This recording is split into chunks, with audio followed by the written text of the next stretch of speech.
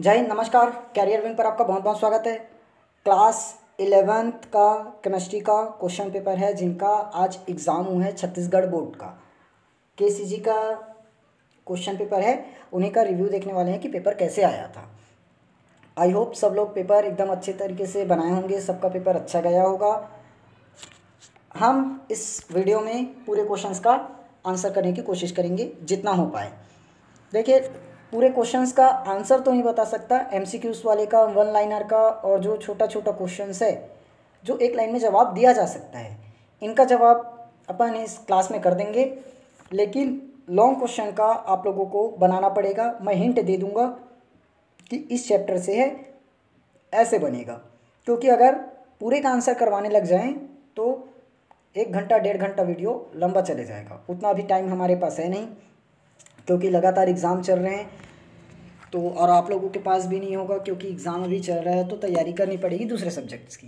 इसीलिए मैं पूरा आंसर्स नहीं बताऊंगा। ओके, चलिए। दूसरे स्टेट वाले या दूसरे ज़िले वाले देख रहे हैं तो इसका स्क्रीनशॉट ले लेना। आप लोग के लिए इंपॉर्टेंट क्वेश्चन यही हैं। यहीं से पेपर, वार्षिक पेपर में बहुत सारे क्वेश्चंस बनेंगे। ठीक, चलिए स्टार्ट करें। देखिए, हमें यहाँ पर बोला गया है, निर्देश है 5 बहुविकल्पी प्रश्न 1 नंबर का और 5 अति लघु उत्तरीय 1 नंबर का। वार्षिक पेपर में ऐसे नहीं होगा, 10 एमसीक्यूज होगा और 5 वन लाइनर होगा, 1 नंबर वाला। चलिए, पहला क्वेश्चन है हमारा। देखिए, कौन ताप पर निर्भर करती है? तो कौन ताप पर निर्भर करती है, ये हमने पढ़ रखा है, मोलरता। ये ताप पर निर्भर करेगी। मुख्य क्वांटम संख्या n बराबर 4, l बराबर 3 है, तो कुल कक्षकों की संख्या। थोड़ा सा लॉजिकल क्वेश्चन है। हमने क्वांटम नंबर्स डायरेक्टली निकालना सीखा है। जैसे ये बोल दिया 3d3 बोल दिया, 3d3 है, तो इसके दूसरे क्वांटम संख्या ज्ञात कीजिए, मतलब दूसरे इलेक्ट्रॉन का क्वांटम संख्या ज्ञात कीजिए। इस टाइप का क्वेश्चन हमने कर रखा है। लेकिन इसी क्वेश्चन को थोड़ा सा घुमा दिए। n बराबर बोल दिया 4 और l बराबर बोल दिया 3। n बराबर 4, l बराबर 3। तो देखो, n बराबर बोला है 4, n बराबर क्या है 4, मतलब ये चौथे वर्ग का होगा, सॉरी चौथे आवर्त का होगा। l बराबर 3, l बराबर 3, तो ये जानते हैं 0 1 2 3। देखिए 0 1 2 3, ये S है, ये P है, ये D है और ये F है। F में टोटल कितना कक्षक रहते हैं मेरे भाई? 1 2 3 4 5 6, 1 2 3, 1 2 3 4 5 6 7, टोटल कितना कक्षक होता है? 7। तो इसमें कुल कक्षकों की संख्या में आपका सही आंसर होता है 7। ओके, थर्ड क्वेश्चन में आ जाते हैं। हैलोजन में इलेक्ट्रॉन प्राप्त करने में निकली ऊर्जा की मात्रा, इलेक्ट्रॉन बंधुता का सही क्रम। देखो, इलेक्ट्रॉन बंधुता का सही क्रम, ये तो मुझे ऑप्शन चेक करना पड़ेगा। मैं आप लोग को बता देता हूँ, मिला लेना कौन सा ऑप्शन सही होगा।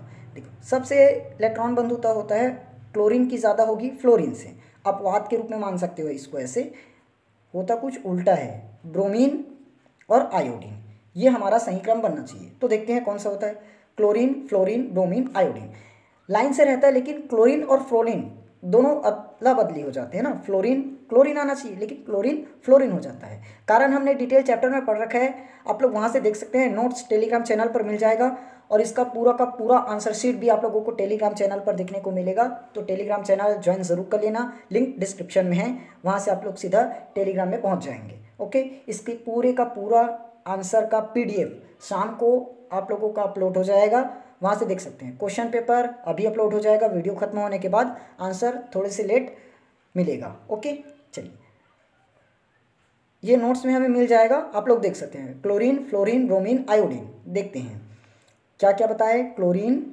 फ्लोरीन, ब्रोमीन और आयोडीन, ये क्रम होना चाहिए। देखते हैं क्लोरीन कहाँ है। पहले में तो नहीं है, दूसरे में नहीं है, तीसरे में और चौथे में भी नहीं है। ये कैसे हुआ? क्लोरीन, फ्लोरीन, ब्रोमीन और 1 मिनट लास्ट आयोडीन, यही क्रम तो बनना चाहिए, यही क्रम बनना चाहिए। क्लोरीन तो अपने को किसी में भी नहीं दिया है भाइयों। ये ऑप्शंस मेरे ख्याल से गलत है। अगर इस आधार पर बोला है तो आप लोग इसको टिक करना। ओके, मेरे ख्याल से सब लोग यहीं लगाए होंगे। इन्होंने डायरेक्टली बोल दिया है, उस कंडीशन को बताया नहीं कि क्लोरीन का जो इलेक्ट्रॉन बंधुता है, इलेक्ट्रॉन बंधुता वो फ्लोरीन से ज़्यादा होता है। निम्नलिखित में से किसका बंध क्रम समान है? निम्नलिखित में से किसका बंद, अब बंद क्रम भाई समान बोला है तो किसी दो का बंद क्रम समान होना चाहिए ना, तो दो का बंद क्रम समान होगा, इसका ये दोनों तो होना चाहिए था। कैसे कैसे ऑप्शन सेट किए हैं, ये दोनों आना चाहिए था। चलो इस क्वेश्चन पर मैं टिक लगा के रखता हूँ, इस क्वेश्चन को ना हम थोड़ा सा बाद में सॉल्व कर लेंगे। ओके, इसका फ्री पीडीएफ जब मैं अपलोड करूँगा उस टाइम पूरे का सोल्यूशन बनाऊँगा, तब मैं बता दूँगा ये हुआ क्या है। ओके ठीक है। नीचे ऊष्माक्षेपीय अभिक्रिया के लिए H का मान होगा, H मतलब एंट्रोपी होता है, एंट्रोपी ऋणात्मक। देखिए केमिस्ट्री का सिलेबस जो इस टाइम आया है त्रैमासिक पेपर में, मानते हैं बहुत ज़्यादा हाई है। हमें पढ़ना है टोटल 9 चैप्टर और आ गया है 5 चैप्टर, आना चाहिए था 40% और आ गया है 60%।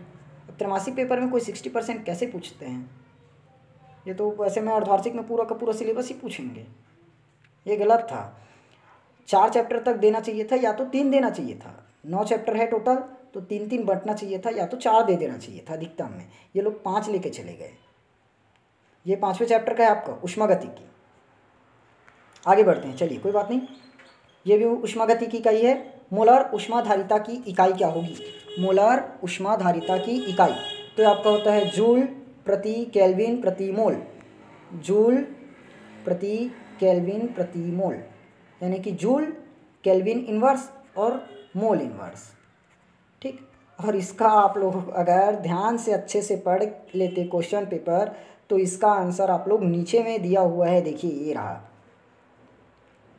मोलर विशिष्ट ऊष्मा मोलर ऊष्माधारिता जूल केल्विन इन्वर्स मोल इन्वर्स, यहीं से आप लोग को आंसर मिल जाता। क्या करें, उतना टाइम दिमाग तो चला नहीं होगा, कोई बात नहीं, अभी पता चलेगा। यहाँ CH में सिग्मा और पाई की गणना कीजिए। ये CH ट्रिपल बॉन्ड है ना, कुछ नहीं है मतलब ट्रिपल बॉन्ड है, यहाँ से प्रिंट मिस्टेक हुआ होगा, C ट्रिपल बॉन्ड C, तभी तो यहाँ पर एक H जुड़ेगा। देखो एक सिग्मा एक सिग्मा एक सिग्मा, सिग्मा हो गया।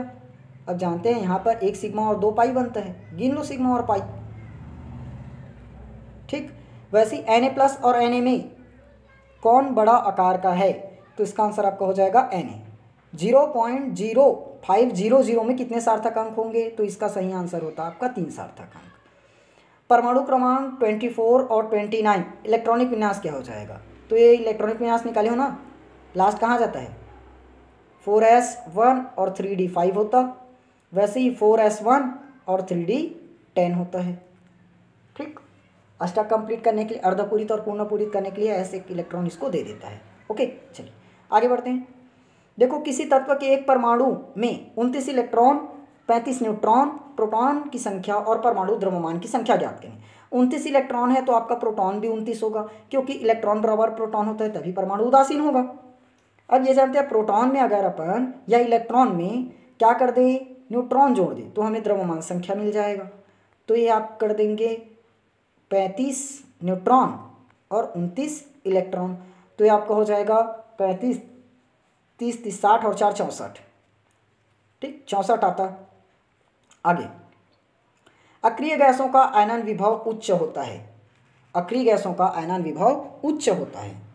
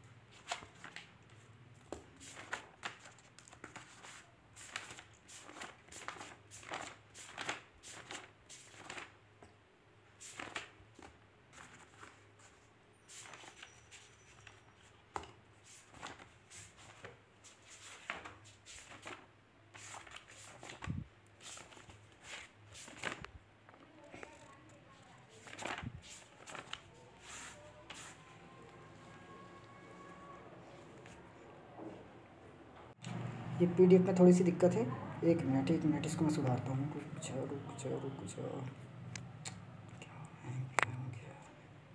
देखिए अक्रिय गैसों का आयनन विभव उच्च होता है, इस पे आते हैं। देखो अब अक्रिय गैसों की जो इलेक्ट्रॉन बंधुता है वो क्या होती है? शून्य होती है। अक्रिय गैसों की इलेक्ट्रॉन बंधुता शून्य होती है, इसका आंसर है।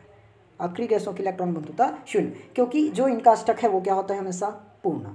अष्टक पूर्ण है तो संयोजी कोश पूर्ण रूप से भरा होगा।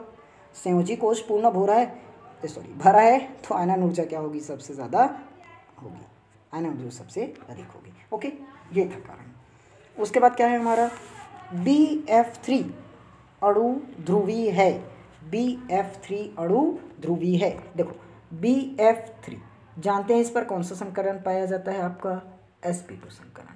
तो त्रिकोणीय समतली बनना चाहिए, त्रिकोणीय समतली बनना चाहिए, यानी कि 120 डिग्री कोण बनेगा। 120 डिग्री कोण बनेगा, ध्रुवणता इसकी क्या हो जाएगी? 0, म्यू इज इक्वल टू 0। पूरा क्लास आप लोग देखेंगे तब समझ में आएगा, ऐसे शॉर्ट में समझ नहीं सकते। ठीक, म्यू इज इक्वल टू क्या हो जाएगा? 0। म्यू इज इक्वल टू 0 हुआ मतलब अध्रुवीय होगा, नॉट इक्वल टू 0 आया मतलब ध्रुवीय होगा। जैसे इसी पर अपन एक चीज़ निकाल सकते हैं। एक चीज़ क्या है? चलो एग्जांपल ले लेते हैं HCl का। जैसे HCl में जो म्यू का मान है 1.0789 समथिंग कुछ होता है, 8 मान लो, 1.078। बताओ ये म्यू 0 के इक्वल है क्या? नहीं, इसीलिए ये ध्रुवण होता है। लेकिन BF3 ये अध्रुवीय होता है। आगे बढ़ते हैं। ठोस की तुलना, अच्छा हाँ देखो, यदि 500 ग्राम जल में 4 ग्राम NaOH घुला है तो विलयन की मोललता क्या होगी? 500 ग्राम जल में 4 ग्राम NaOH घुला है तो विलयन की मोललता क्या होगी? देखो फॉर्मूला जानते हैं, WB divided by MB। WB divided by MB, यहाँ लिखते हैं WB बटे MB, गुणित आपका हो जाएगा 1000 गुणित V। तो देखो WB आपका दे रखा है 4 ग्राम, 4 ग्राम को मिला रहे हैं, गुणित 1000 बटे में MB सोडियम ऑक्सीजन हाइड्रोजन, तो आपका हो जाएगा 23 1 16, 23 1 24, 24 36 10 40, MB हो गया 40, गुणित V कितना दे रखे हैं आपका? 500। ठीक है, 500 दूनी 1000 कर देंगे, 4 धाम 40 कर देंगे, 2 एकम 2, 2 पंचे 10 कर देंगे, 1/5 का मतलब 0.2, तो इसका आंसर होता है 0.2। VSEPR के आधार पर NH3H2O को समझाना था। देखो VSEPR valence shell electron repulsion theory, pair repulsion theory, sorry. Nitrogen NH3 है तो ये हो गया, इस पर संकरण निकालेंगे तो ये आएगा ना sp3, तो 1 हाइड्रोजन 2 हाइड्रोजन 3 हाइड्रोजन है, और जो बच गया इस पर लोन पेयर लगा दो, बन गया आपकी संरचना, बच गया। ठीक, ये उसके बाद क्या बोला है? H2O पर भी आपका sp3 ही निकलेगा। ये एक हाइड्रोजन, ये दूसरा हाइड्रोजन, जो बच गए इन पर ये लगा दो, ये ऑक्सीजन है, ये आपका नाइट्रोजन है, खत्म बात, बन गया VSEP। ये त्रिकोणीय है, ये आपका अरेखीय हो जाएगा, खत्म। आवर्त सारणी में बाएं से दाएं जाने पर निम्नलिखित गुणों में किस प्रकार परिवर्तन होगा? अरे मेरा तो संयोजकता जानते हैं, 1 से 4 तक बढ़ेगी, फिर उसके बाद वापस घटेगी, तो ये परिवर्तन होगा। आयनन ऊर्जा सब लोग जानते हैं, आयनन ऊर्जा किस प्रकार बदलती है? आयनन ऊर्जा आपका पता है, बाएं से दाएं जाने पर वो सीधा बढ़ेगा। ठीक, आगे बढ़ें। हून की अधिकतम बहुलता का नियम ये जानते हो, इलेक्ट्रॉन पेयर तब तक नहीं करता जब तक कि समान ऊर्जा वाले कक्षकों में एक एक इलेक्ट्रॉन न भर जाए। इसमें एक एक इलेक्ट्रॉन भरेगा तभी उसका पेयर होता है। ये था। आगे O2- और O2+, इसको तो अब पूरा निकाल कर बताना पड़ेगा, अभी पॉसिबल नहीं है, टाइम लग जाएगा। मैं सीधा इसका आंसर बता देता हूँ। वैसे में अगर इसको निकाले तो बहुत ज़्यादा टाइम चला जाएगा, वैसे क्लास लॉन्ग में भी चला गया है। देखो O2- O2+, ये इसका क्रम है ना स्थायित्व का। ठीक, कारण आप लोग डिटेल में लिख लेंगे, मैं PDF में दे दूंगा तो वहाँ से देख सकते हैं, अपना आंसर मिला देना। H2O द्रव है लेकिन H2S ठोस, इसका कारण हाइड्रोजन बंध है, सिंपल सा। अब वो तो पूरा का पूरा परिभाषा है, परिभाषा अगर लिखते रहे तो बहुत ज़्यादा टाइम तो खींचेगा ही। देखो ऑक्सीजन का तो आकार छोटा होगा, छोटा आकार है, उच्च इलेक्ट्रोनेगेटिविटी रखता है, इसलिए H2O में जो अंतराणविक हाइड्रोजन बंध है वो पाया जाता है, तो कमरे के ताप पर ये द्रव होता है। लेकिन H2S हाइड्रोजन बंध नहीं बना पाता, दुर्बल वान से जुड़े रहते हैं, बस इतना ही लिखना था। आगे है नाइट्रोजन का ऊर्जा आरेख आप लोग बना सकते हैं। चुंबकीय गुण बस इसमें बता पाएंगे क्योंकि ऊर्जा आरेख बनाना पॉसिबल नहीं है क्लास में। नाइट्रोजन आपका होता है प्रतिचुंबकीय। कैसे? अयुग्मित इलेक्ट्रॉन मतलब अयुग्मित इलेक्ट्रॉन मतलब प्रतिचुंबकीय। युग्मित है तो प्रतिचुंबकीय, अयुग्मित है तो अनुचुंबकीय। ठीक, अयुग्मित से अनुचुंबकीय, युग्मित से प्रतिचुंबकीय। तो आपका O2 अनुचुंबकीय होता है क्योंकि अयुग्मित रहता है। आप लोग ऊर्जा आरेख निकालेंगे तो पता चल जाएगा। 60 ग्राम एल्यूमिनियम का ताप 35 डिग्री सेल्सियस, 60 ग्राम एल्यूमिनियम का ताप 35 डिग्री सेल्सियस से 55 डिग्री सेल्सियस करने के लिए कितने किलो जूल ऊष्मा की आवश्यकता होगी? एल्यूमिनियम की मोलर ऊष्मा धारिता 24 joule kilo inverse mole inverse है, केल्विन इनवर्स सॉरी। ठीक, तो इसके लिए तो पहले आप लोगों को पता रहना चाहिए कि क्या क्या दिया है। देखो यहाँ करवा देते हैं हम। कितना दिया? 60, 35, 55 ना। चलो लिखना पड़ेगा पहले, देखते हैं भाई जो भी बने। देखो ये हमें दे रखा है M 60 ग्राम मतलब भार, ये T1 दे रखा है, ये T2 दे रखा है। तो डेल टी यहाँ से अपना क्या निकल जाएगा मेरे भाई? डेल टी निकल जाएगा आपका 55 में 20 गया 35, सॉरी 55 35 गया 20। ठीक, 20 केल्विन आ जाएगा। केल्विन में चेंज करेंगे ना, केल्विन में निकलेगा ये। उसी प्रकार से मोल निकालने हैं अपने को। मोल क्या हो जाएगा? ग्राम में भार बटे मोलार भार, ग्राम में भार बटे मोलार भार। तो ग्राम में भार आपका दिया है 60, मोलार भार एल्यूमिनियम का होता है 27, मोलार भार एल्यूमिनियम का 27। ये कट जाएगा क्या? 3 दूनी 6, 3 शून्य 0 और 3 यहाँ 27, 20/9, 20/9 फॉर्मूला है अपने पास। चलो फॉर्मूला क्या है?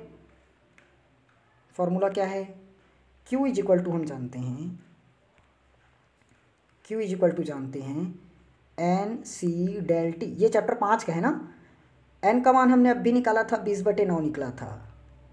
C का मान C कितना दे रखा है? C कितना निकला था? C कितना निकला था? मोलर विशिष्ट ऊष्माधारिता ये तो दिया है भाई, मोलर विशिष्ट ऊष्माधारिता C 24 गुणित डेल टी कितना निकाले थे? 20/9, अरे 20/9 तो मोल था। डेल टी यहाँ से पता कर लो, 25 - 20 35 मतलब 20। हाँ ठीक, काटाफीटी लगाओ यहाँ से, थोड़ा सा काटाफीटी बस करो। 3 तिया 9, 3 अट्ठे 24 कट जाएगा। अब इसको काटेंगे तो 3 दूनी 6, फिर उसके बाद 2 बचा, ये 2 बचेगा, 3 6 का 18, ये जाते जाएगा। तो इसका आंसर आपका 1.226 00 के करीब कुछ मिलेगा। 00 तो नहीं जाएगा, 56 के करीब कुछ जाएगा, 5 6 7 इतना देख लेना भाग करके ना। वाष्पन की एंथैल्पी परिभाषा है, ये पूरा परिभाषा वाला पढ़ोगे। अच्छा ये मोस्ट इंपॉर्टेंट क्वेश्चन, गिब्स मुक्त ऊर्जा है ये,